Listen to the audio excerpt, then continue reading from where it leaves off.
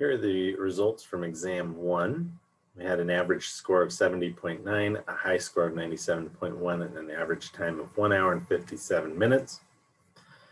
So the high score and the average time are fine. The average score is lower than in past semesters. And this is likely just due to our format of being blended and from having to take the exam online. We're naturally kind of trained, or actually we've kind of trained ourselves to relax and skim a bit when we're doing things on a computer screen. So that affects how well you guys can pay attention over Zoom, which is very hard. And it makes it harder to take a test on Learning Suite, right? Learning Suite is a harder format than in the testing center. So this average is low, but it is low for all of the sections, not just my sections, but the other professors as well. So I'm not overly concerned about it. We don't curve individual exams in Chem 105, but at the end of the semester, we usually adjust the grade cutoffs at least a little bit, and that helps a few students with getting a higher grade. I'm not going to spend too much time talking about the exam. Instead, I'm going to share this spiritual experience that I had a few years ago. And in this time period of a few years ago, I had a house in my backyard that dropped a lot of leaves every fall. And I was having a bit of a hard time with my faith and with life in general. And so after I had spent an hour or two raking leaves in my backyard and had an enormous pile, my daughter came out, and a few of my kids came out, and one of my daughters brought out a puzzle piece and lost it in my pile of leaves. And when she lost it, my first thought was, well, it's lost. There's nothing to do about that. And that's why you're not supposed to bring puzzle pieces out here.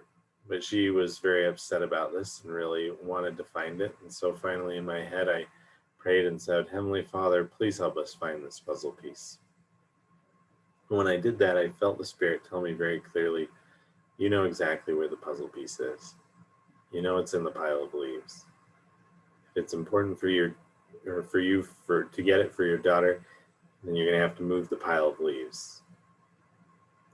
And so I did. I started moving the pile of leaves one handful at a time, looking through for this puzzle piece. Luckily, after only about 5 or 10 minutes, I was able to find it. I didn't have to move the entire enormous pile of leaves. I found the puzzle piece and I gave it to my daughter, and she ran away and played and was happy. But as she ran away, I felt the Spirit tell me very strongly that if Heavenly Father felt like moving the leaves was the best thing for me, He would have done it. If Heavenly Father felt like the best thing for me was for Him to do certain things for me to make my life easier in certain ways, He would do those things. Our Heavenly Father always does the things that are very best for us. And sometimes that means not moving our piles of leaves. And with this class, I would love to give every single person an A. On every assignment, I'd love for everything you tried to be successful. I'd love for all of your wildest and most fantastical dreams to come true. Unfortunately, I don't think giving everyone an A is what is best. So the burden now is on your shoulders. And I think that you're capable of rising to the occasion. I think you're capable of passing this class. And that's all I'm going to say about the exam now. So we're going to get into lecture 11 now, which is talking about bonding. The reason bonding is important is because bonding gives structure to our matter. So the structure of matter is specifically how atoms are arranged spatially. So for example, down here, I have ethanol on the left and dimethyl ether on the right. In both of these, the white spheres are hydrogen, the red spheres are oxygen, and then in the left, the gray spheres are carbon, and the right, the black spheres are carbon. You'll notice that these two compounds have the exact same elemental composition. Each has 2 carbons, each has 6 hydrogens, and each has 1 oxygen. So from an elemental makeup, they're identical. But ethanol, this is drinking alcohol, which you, or well, not what you, but what other people consume for leisure and recreation. Dimethyl ether is a clear, colorless, odorless gas. And if you bring a match into a gas cloud of dimethyl ether, it'll explode and you'll have some damage. So what the point is the order that these things are put in really matters, right? The big difference here is the bonding, the way they're bonded. And so the way things are arranged relative to one another, their specific places inside a molecule, is dramatically more important than which specific elements are actually in compound. So let's talk about bonding. So bonding, and what we think of as a chemical bond, is an electrostatic interaction between two atoms. So each atom has a positive nucleus and then a cloud of electrons around it. And that cloud might only have one electron, it might have 50 electrons, etc. But this electrostatic interaction is what holds us together. So the bond is not a stick. What it usually is, or what it is electrons trying to interact in abnormal ways, or ways that aren't typical for the neutral, unbonded atom. So they're going to do something different so that they can reach a more favorable state. So in a bond, you have two nuclei attracted to the same electrons.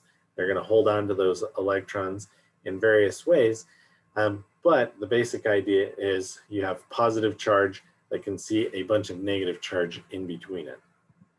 So if I take, for example, two hydrogen atoms like this, and we pretend each has one 1s electron, and they each have one 1s orbital that looks like this.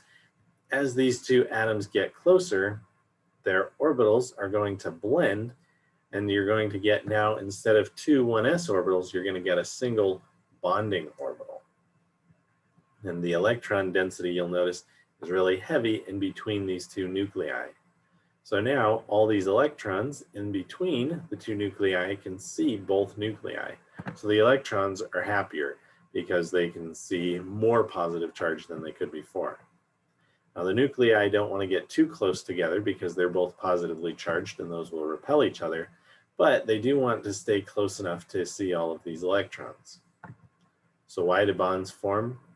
Well, this electrostatic interaction is favorable. And how favorable? Well, we can actually measure that and calculate it. So what I have shown here is a plot. On the x-axis is the distance between the two nuclei of a molecule. So you'll notice up here I have the two atoms or two nuclei positioned at different distances from each other. So as these two nuclei get closer, their electron orbitals will merge to form new bonding orbitals.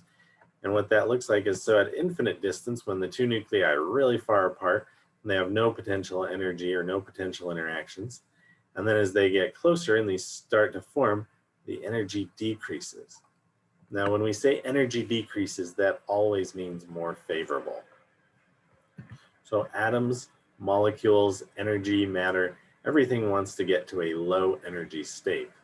So as these are getting closer, the energy is decreasing. So the atoms are saying, oh, this is really favorable. I'm going to keep going until it reaches a minimum right here. And this is the optimal point where the electrons are in between the two nuclei, and the electrons can see both nuclei. The nuclei can see each other, and that's not exactly what they want, but they can both see all those electrons. And so we reach this really favorable middle ground. If you move past this, then you start getting repulsion from the two nuclei, and they don't like it. You even get into a place, once the nuclei get too close, where they really don't want to be near each other. And so our bond is going to form so that our nuclei are about this far apart. And of course, this distance changes depending on which element you're talking about.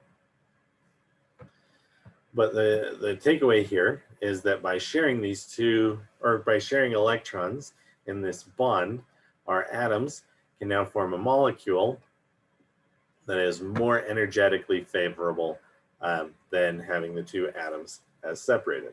And you might think that these guys like to reach the bottom of this potential well and just sit here. Actually, what they do is rock back and forth. So in other words, the distance between two nuclei isn't actually fixed. It oscillates very slightly back and forth. And we'll try and get into that at the end of this lecture. Some atoms, though, share better than others. And we'll get into that in a sec. But before we do, we really want to drive this point home. Which is the most accurate description of a chemical bond? Is it a stick between two atoms, an energetic advantage to keep atoms near one another? Is it a spring between two atoms, or is it a linking of atoms with their hooks? Remember, this is John Dalton's original idea. Go ahead and pause the video and figure this out. Right, the answer is that it's an energetic advantage to keep atoms near one another. That's really all a bond is, right? When you bond with other people, you have a social advantage for being with them or interacting. There's not actually something physically tying you together. And that's actually a really good way of thinking about a bond. There's not any lasso or rope or anything that's actually holding them together other than their respective attractions between positive charge and negative charge. And that's really all that's holding these guys together. And that looks different for different bonds, and we'll get into that. But before we do, let's drive one more point home. What is always true about breaking a chemical bond? Is energy released when you break a bond, or do you have to put energy in to break the bond? So to answer this question, we have to consider what the bond actually looks like. We're saying that it's lower in energy to form this bond, which means when we form this bond, we're getting all this potential energy. Where are we getting that from? Well, we're actually releasing heat by forming this bond. So if we're at a low energy state though, and we want to get to a higher energy state, we're gonna have to put energy into that system. So energy is actually always required to break a bond. Anytime you break a bond, you have to put energy into the system, which means that if you break a bond, your surroundings are getting colder. If you form a bond, then energy is released from that bond formation, and the surroundings get warmer or hotter. The common question here then is, in my biology class though, they taught me that sometimes forming bonds and breaking them causes different amounts of energy, like with ATP going to ADP and all this stuff. And the correct answer there, the correct explanation is, and your biology teachers know this, is they're not actually showing you the whole reaction. In those biological reactions, you're actually going through a cycle that can have anywhere between 8 to a dozen or 2 dozen steps in it. And in all of those steps, you're forming and or breaking bonds. So you're actually forming and breaking a whole host of bonds. And so the takeaway there is that you're getting more energy out from forming bonds than you are from breaking bonds. And so they will simplify that reaction just to look at the most important change that occurs during that cycle. And they'll tell you the overall energy change of that cycle. Okay, let's talk about two extremes of bonding and what it looks like to have this interaction or this attraction to electrons. So the first extreme is what we call ionic bonding. In ionic bonding, you have a complete transfer of one or more electrons. A great example of this is sodium chloride. Sodium gives up one electron, so it becomes sodium plus. Chlorine takes that electron, becoming chlorine minus. So now chlorine minus has complete control of that electron, but now there's an electrostatic difference where you have a positive charge and a negative, and those want to stick together. So you're still having an electrostatic interaction between the positive and negative components of these two ions. The other extreme is where instead of one atom completely stealing an electron from the other, it looks a little more like this, where two atoms both have equal share of the electrons. This is what we call a covalent bond. So covalent bonds are where they're sharing the electrons. The electrons spend a lot of their time in between both of the nuclei. And most bonds are somewhere in between this. in between a perfect share and a completely imperfect share where one side gets everything, right? So a lot of these are partnerships where one atom has a 60% share, one has a 40% share, something like that. And the real key concept for figuring this out, for understanding this, goes back to what's called electronegativity. And this is another periodic trend that was introduced by Linus Pauling. So what electronegativity is, it's actually very similar to the idea of electron affinity, but the big difference here is electron affinity is dealing with individual atoms taking electrons. Electronegativity is dealing more with how atoms bond with other atoms. So it's very similar with electronegativity, except electron affinity, but electron affinity is individual atoms, electronegativity is bonding atoms. And the trend here, though, is the same for ionization and electron affinity in terms of what goes on the periodic table. So as we go from left to right, you get an increase in electronegativity. As you go from the bottom to the top, you also get an increase in electronegativity. You'll notice there's this hump here in the transition metals in terms of electronegativity. You don't really need to know that hump. To explain that, you really have to actually do some quantum mechanics simulations that we're not going to get too far into.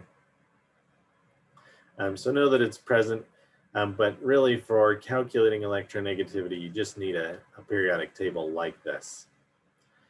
And so with electronegativity, you'll notice you have some values that are really big, like 4, some that are really small, like 0.7.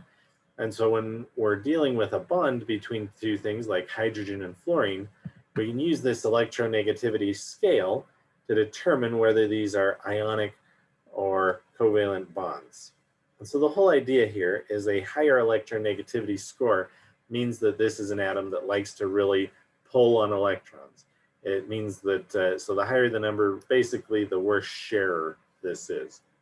So fluorine does not like to share electrons with other atoms. It likes to pull them as much to itself as it can.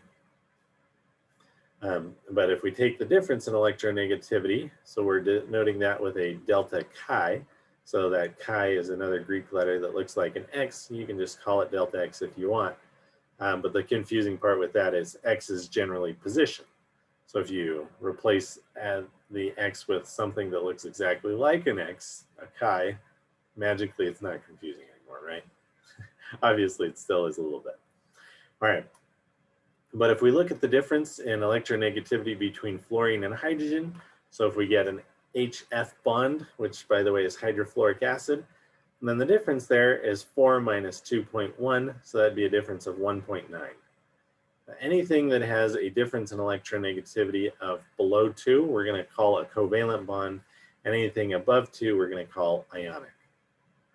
So hydrogen and fluorine, that bond would have a difference in electronegativity of 1.9. And that's really close to falling over this boundary between covalent and ionic species, but not quite. So hydrogen fluoride still has a covalent bond. So now we have these ionic bonds that form when you have an electronegativity greater than 2, or an electronegativity difference greater than 2.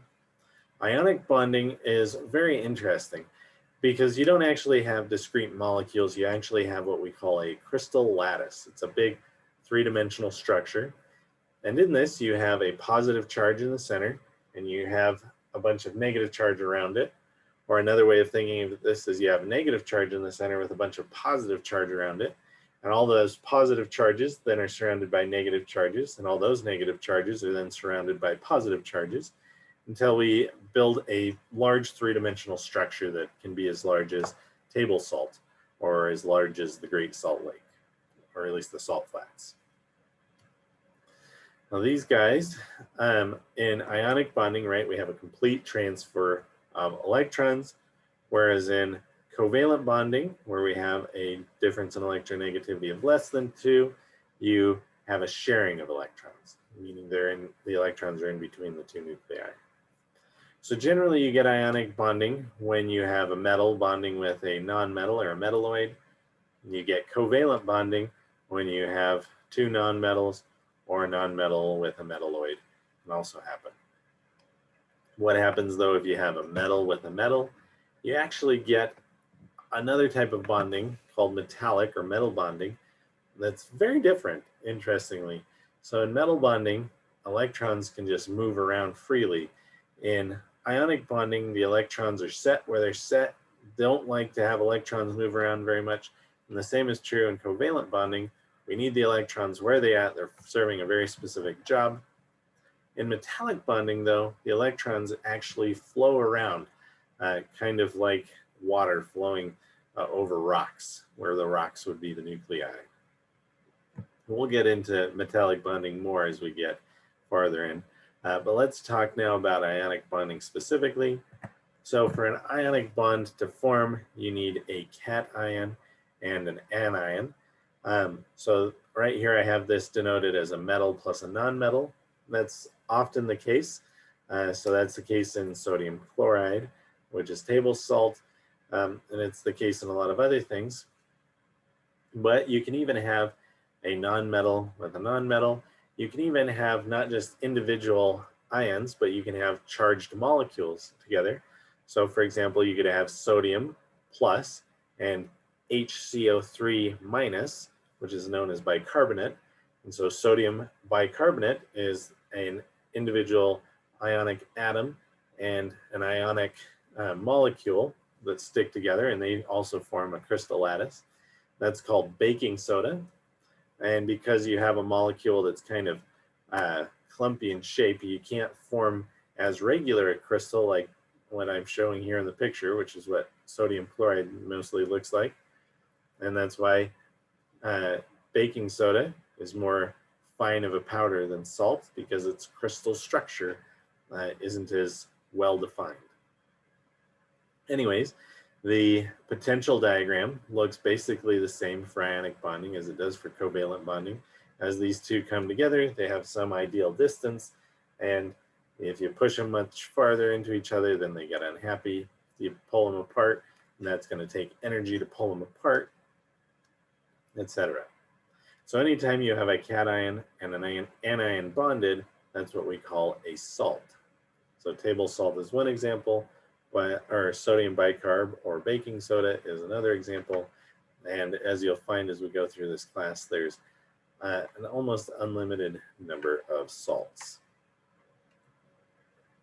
All right, so now let's talk about this crystal lattice specifically and the strength of the crystal lattice. So crystal lattice is just an ordered 3D array of particles. And every lattice has a lattice energy, and this is just the energy required to break the lattice apart. Another way of thinking of it is, how strong is this lattice? How much energy are you going to have to put in to break it apart? Because you can imagine not all crystals have the same strength. And I have up here a list of lattice energies for various common salts, but let's just pick out a few and talk about them. So here I have lithium chloride, sodium chloride, potassium chloride, and cesium chloride. So these are our chloride salts formed with alkali metals. Remember, alkali metals are the guys on the far left. And what you'll notice is, as we go from the top of this list with lithium, lithium, right, is at the top of the periodic table, so it's smaller than sodium, potassium, and cesium. And so as we go from smaller to bigger cation size, you'll notice the lattice energy is decreasing. The reason for that is because in these crystal lattices, the main thing holding them all together, or just about the only thing, is this electrostatic interaction. The electrostatic interaction has an energy that's proportional to the charges on the two species. So Q1 here could be the charge on lithium, Q2 could be the charge on chlorine. So we have a +1 charge on lithium because it's on the first column of the periodic table. We have a -1 charge on chlorine because it's on the second to last column of the periodic table. It's a halogen, it's right next to the noble gases. So it's going to want to pick up one electron to be like a noble gas. The first column is going to want to lose an electron to be like a noble gas. But then below the charges, we're dividing by the distance between the two charges, right? So if you pull two charges apart, their attraction to each other, or the force they're applying on each other, is going to decrease because they can't see each other as well. So if you get a bigger and bigger cation, or a bigger and bigger anion, whichever one, as the size increases, the distance between the two centers of those molecules, or the distance between the nuclei, is increasing, and so you're getting lower and lower energies. Conversely, if we look at some group 2 elements forming salts with chlorine, so here we have magnesium and strontium chloride salts. Magnesium and strontium are alkali earth metals. So these alkaline earth metals are in the second column of the periodic table. They like to lose 2 electrons to become like noble gases. And you'll notice, so magnesium actually shows up on the periodic table on the same row as sodium. They're right next to each other. But you'll notice the lattice energy for magnesium chloride is much higher than the lattice energy for sodium chloride. Why is this? What's going on? Well, magnesium has more charge. So this electrostatic interaction, we're doubling the charge on one of these, and that's going to have a significant impact on our lattice energy here. So if you have higher charge, you're going to have stronger lattice energies. If you have larger ions, you're going to have weaker ionization, or weaker lattice energies. So go ahead and practice here with this one. Which of these species here will have the highest lattice energy? You're going to need a periodic table for this one, so go ahead and pause the video and try and figure it out. Okay, so let's talk about it.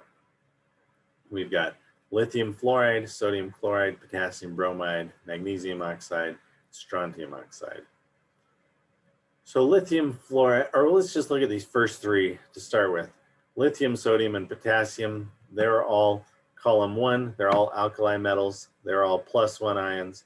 Bromine, chlorine, and fluorine, they're all halogens, so they're all going to be 1- ions. So now, if we're just looking at these top 3, each of them has a 1+ times a 1- in their charge on the top of that equation I was showing you. But lithium and fluorine are both the smallest ions, so the distance in between the 2 nuclei there are going to be the smallest. So if we're just dealing with these top 3, lithium fluoride is definitely going to be the strongest lattice energy. But we've also got magnesium and strontium. Magnesium and strontium, of course, are alkaline earth metals, so they're going to form a 2+ charge state. And the oxygen on them, that is 2 elements away from the noble gases, so it's going to want to pick up 2 electrons to become a 2- ion. So now we have a 2+ and a 2-. So now our charge is 2 times 2, which is 4, which is 4 times bigger than the charge holding lithium and fluorine together. Which means that these 2 + 2- complexes are going to be much stronger than lithium fluoride. And of course, which of them is going to be stronger, the magnesium or strontium oxide? Well, magnesium is higher up on the periodic table, meaning it's smaller. So magnesium oxide is going to be stronger than strontium oxide.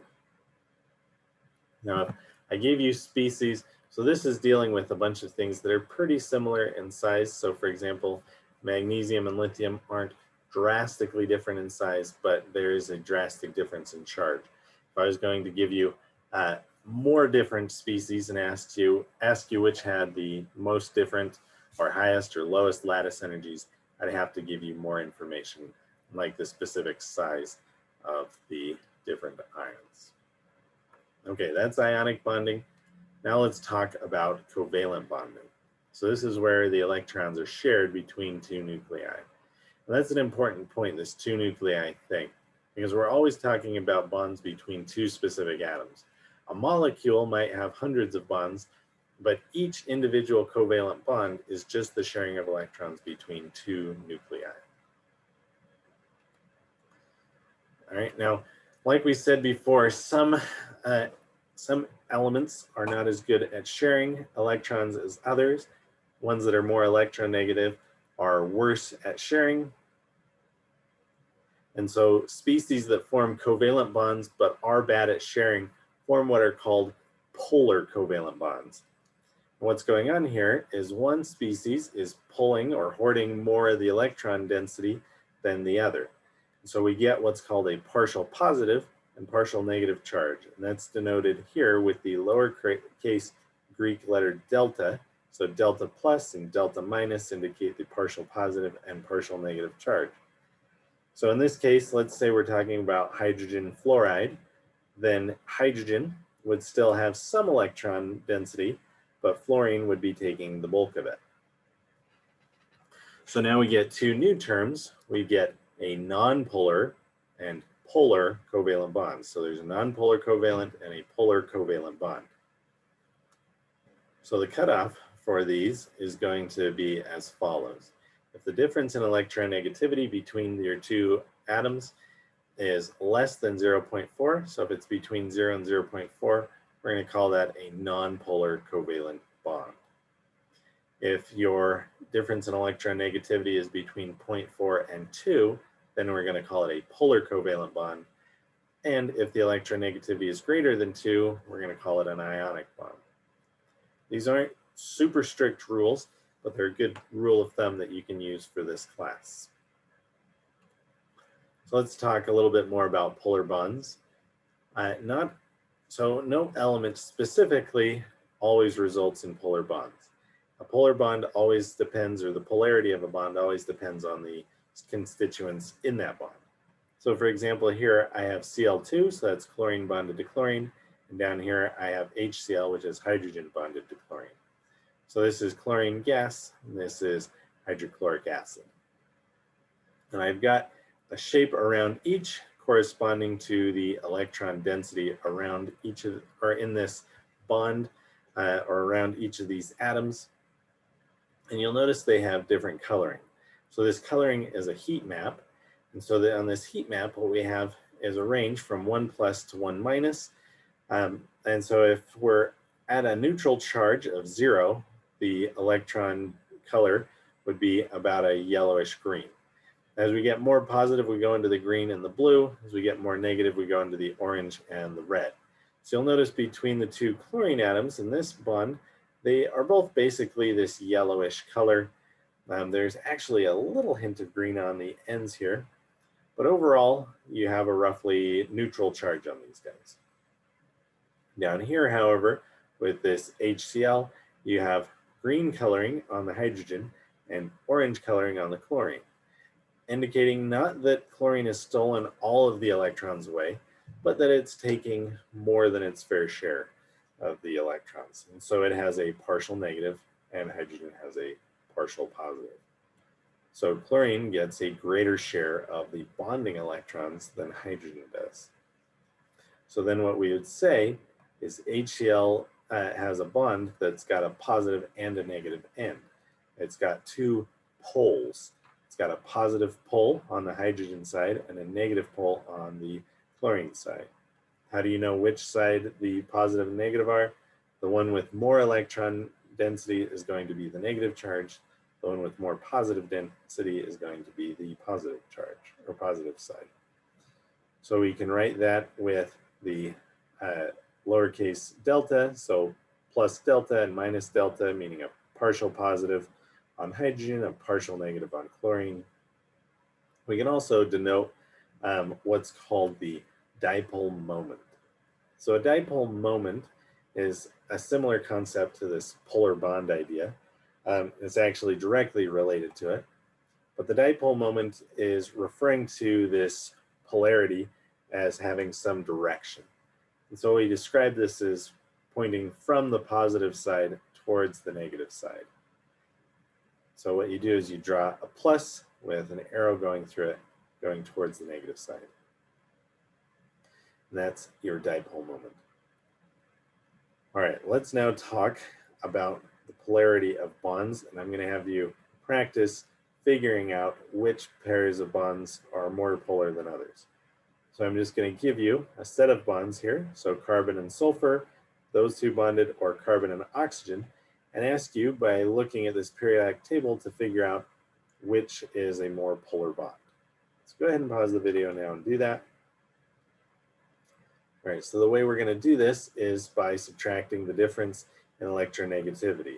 So for carbon and sulfur, carbon has an electronegativity of 2.5, sulfur has an electronegativity of 2.5. So if you take the difference there, it's 0. So that is a nonpolar covalent bond. For carbon and oxygen, we have a 3.5 on oxygen, a 2.5 on carbon. If you subtract those two, you get a difference of 1. So 1 is clearly in that range of 0.4 to 2. That would give us a polar covalent bond. So that is our more polar bond. Let's try again with NH. So the NH bond and the CH bond. Which of those two is going to be more polar? Go ahead and pause it and figure it out. All right, so we have hydrogen over here, which has an electronegativity of 2.1.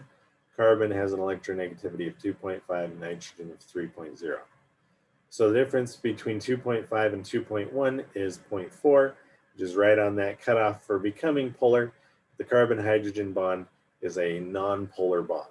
So it's got a 0.4 difference there, so we're going to call it a non-polar bond. Nitrogen and hydrogen, however, have a difference in electronegativity of 0.9, which is above that 0.4 cutoff. And so this is clearly into the polar region. And so the NH bond is going to be more polar. Now let's try one last set, the chlorine-chlorine bond or the oxygen-oxygen double bond.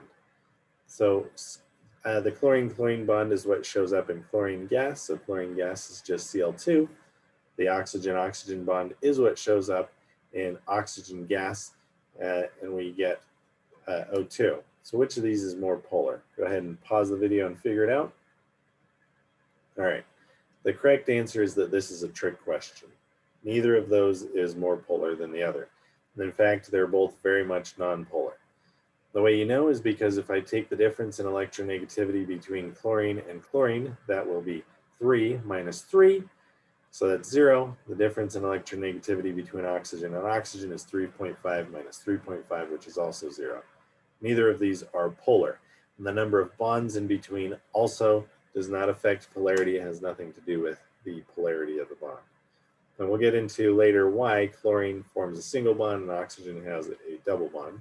I'll give you a hint. It's because chlorine only is 1 electron away from neon, or from the noble gases, and oxygen is 2 electrons away from the noble gases. We'll get more into that later.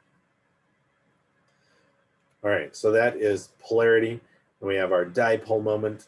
Our dipole moment is just this separation of electric charge created when we have a difference in electronegativity over a covalent bond.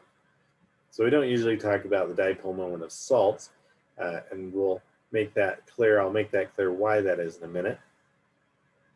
Dipole moments, the strength of dipole moments are measured in what we call debye's, and those are equal to 3.34 times 10 to the negative 30th coulomb meters. And we'll spend a little bit of time with debye's in the homework, but not a ton.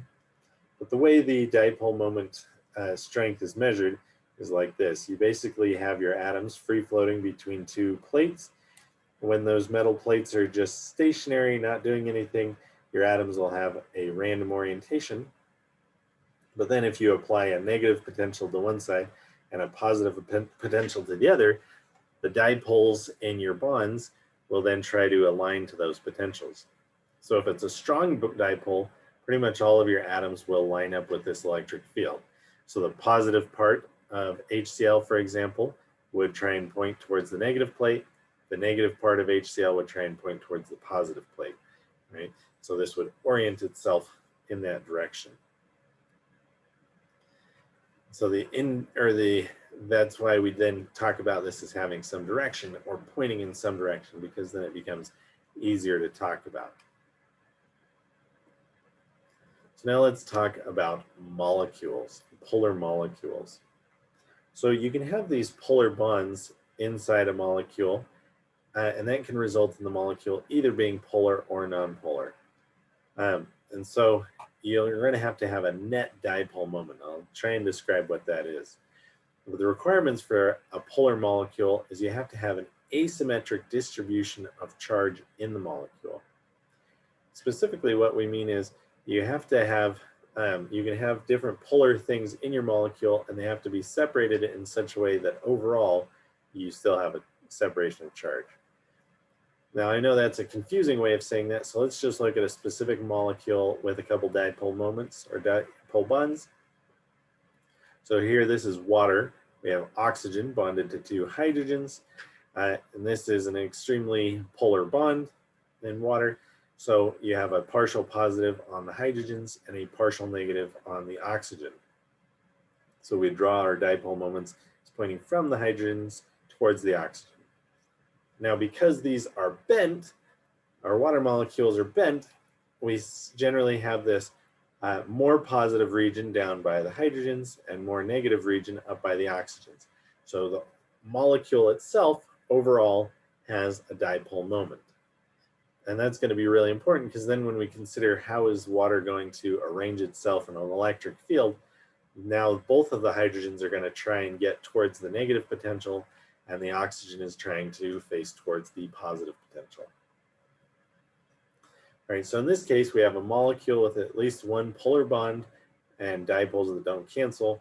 But what happens if we have something like CO2? So CO2 is not a bent molecule. It's actually a straight linear molecule. The carbon-oxygen bonds are polar individually, but since they're pointing in opposite directions, they're going to cancel each other out when we're looking at the molecule as a whole. And so CO2 then is a non-polar molecule, even though it has only polar bonds. So in this case, because oxygen has these lone pairs in here, and we'll spend time talking about lone pairs a lot when we start talking about drawing these structures, but since these lone pairs are going to be spread out in such a way that are going to cause the two hydrogens to be bent here, we get this overall dipole for our molecule. And since carbon doesn't have any lone pairs to spread out those CO bonds, and then we get this straight line that results in no dipole moment. All right, so we've now basically covered ionic bonding, covalent bonding. Let's spend just a brief amount of time talking about metallic bonding. So in metallic bonding, it's a very interesting thing where all of these atoms in a huge sheet or a huge 3D structure, it's almost like a crystal lattice, except we don't have actual charge separation. Instead, what we have is electron sharing. All of the atoms seem to want to share all of the electrons, and so the electrons just float over this whole thing. Because all the atoms want to share electrons, we can then push the electrons with a potential.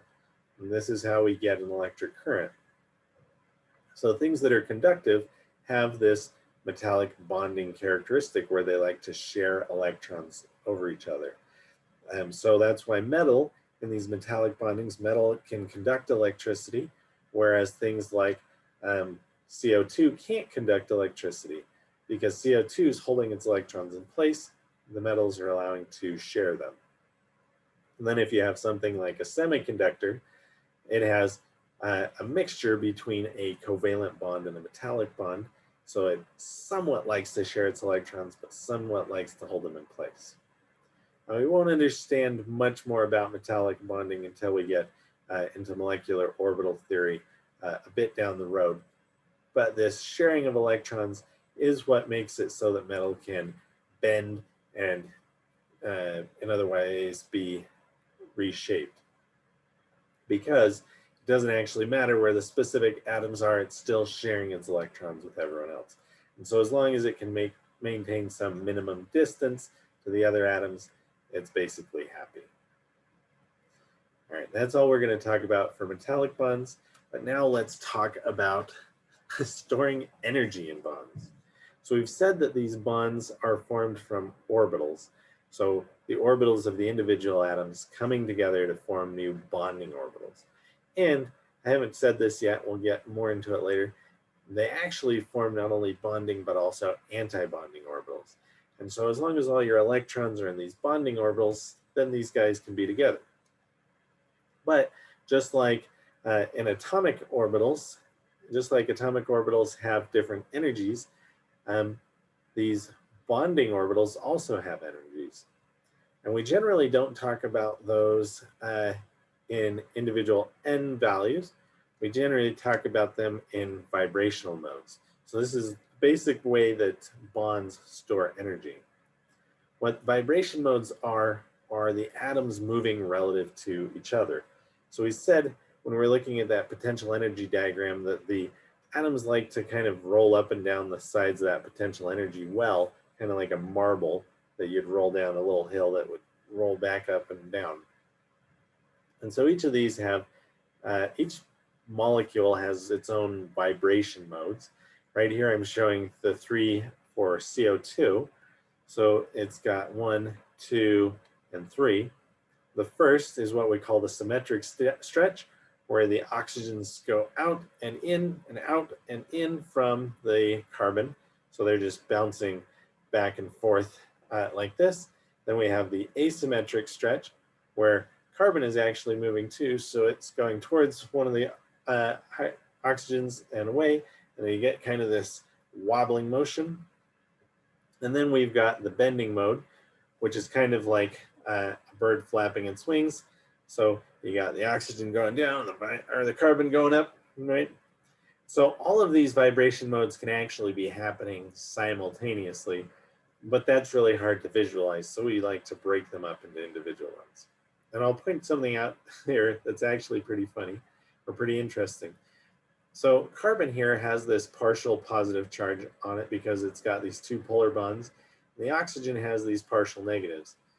Now, when we have a linear molecule like this, we have no overall dipole moment because the 2 dipoles cancel each other out. But when you have this bend, now you have all your negative or your partial negative up top and your partial positive down here. So when it's bent up, you have a dipole pointing up for a second, but then it's going to have to vibrate back down. And while it's vibrating back down, now we're back at a linear molecule, no dipole. But as it vibrates farther, now your dipole is pointing the other way. So CO2 does technically have a small dipole moment that actually oscillates between pointing in one direction and another, which I think is pretty fun. So just like atoms, when they absorb energy or photons of light, they get excited from one energy level to another. In these vibrational modes, we're not actually switching between vibrational modes, but we're energizing the different vibrational modes at different frequencies. So the molecule is then going to absorb light that corresponds to increasing this vibration mode from one energy level to another. So what that means is in a molecule, we can be vibrating slow, we can be vibrating medium, or we can be vibrating really fast. We can't be going in between, right? We have different energy levels or different allowed speeds that we're allowed to go at, but we don't have every individual speed. So we don't have the in-between speeds. And so the vibrational frequency of these bonds is quantized, just like our energy levels of our electrons and individual atoms. And this is actually where the greenhouse effect comes in. CO2 is largely responsible for this, along with some other players, but CO2 absorbs infrared radiation in these bonds. So that's how it gets promoted to higher energy level, and then it can radiate that out. And so if the infrared is coming from the sun, it gets absorbed and then it gets radiated out. Some of it goes out into space, some of it comes to the earth.